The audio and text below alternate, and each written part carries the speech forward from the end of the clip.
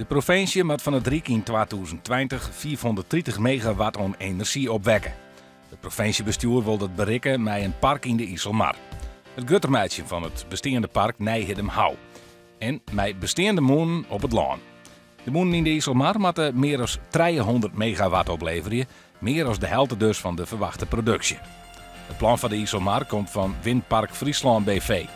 Neffens Windpark smiet een riege moenen bij of op de Ossendijk net genoeg op en moet er ook een cluster komen in de IJsselmar bij Breeslanddijk. De plannen waren hierdoor organiseren voor een soort protest. Zo binnen watersportondernemers benauwd dat zielers, surfers en toeristen de watersport rondom het Windpark meijen zullen. Met onze omzet misrennen.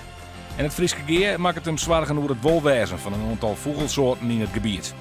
In het cluster van Windpark Friesland komen 89 moenen te staan bij een tophichte van 182 meter hoog.